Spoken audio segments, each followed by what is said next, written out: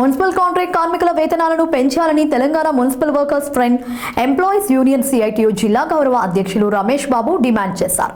ఈ మేరకు municipal union సమావేశం నిజామాబాద్ సిఐటియు కార్యాలయంలో నిర్వహించారు. కాంట్రాక్ట్ కార్మికులు కనీస వేతనాలను పెరుగుతున్న ధరలకు అనుగుణంగా పెంచాలని రాష్ట్ర ప్రభుత్వాన్ని డిమాండ్ చేశారు. కాంగ్రెస్ ప్రభుత్వం కార్మికులకు ఉద్యోగ భద్రత కల్పించి కనీస వేతనాలు అమలు జరుపుతామని హామీ ఇచ్చి అధికారంలోకి వచ్చే 10 నెలలు అవుతున్నప్పటికీ కార్మికుల సమస్యలను చర్చించకపోవడం సరైంది కాదన్నారు. ఇప్పటికైనా ప్రభుత్వం వెంటనే కాంట్రాక్ట్ కార్మికుల వేతనాలను పెంచాలని డిమాండ్ చేశారు.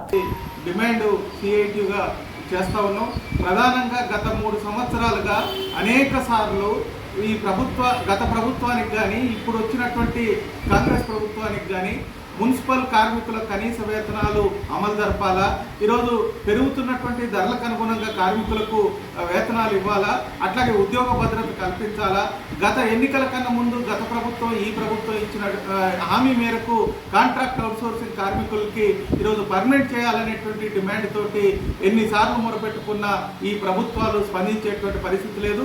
మున్సిపల్ కార్మికుల వేతనాలని పెంచాలనేటువంటి డిమాండ్ తోటి రాబోయే కాలంలో సిఐటియు ఆధ్వర్యంలో కార్మికులతోటి పెద్ద ఎత్తున ఆందోళన నిర్వహించాలనేటువంటిది నిర్ణయించడం జరిగింది.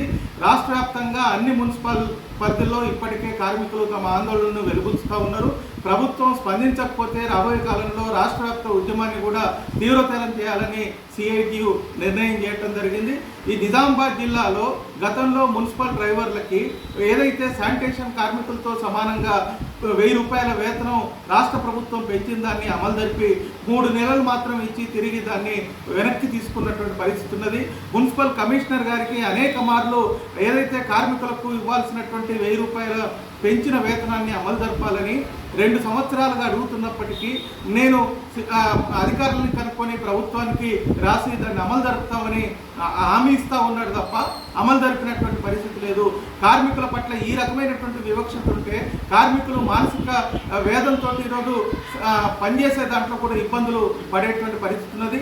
రెండో వైపు ఈరోజు పెరుగుతున్నటువంటి జనాభా విస్తీర్ణ రీత్యా కార్మికుల మీద విపరీతమైనటువంటి పరిమాణం పెరుగుతూ ఉన్నది. అట్లాగే ఉన్నటువంటి కార్మికులందరినీ విధుల్లో తీసుకునే దాంట్లో వాళ్ళకి సక్రమంగా పనులు అప్పగించడంలో కూడా అధికారులు నిర్లక్ష్యం వహిస్తూ ఉన్నారు.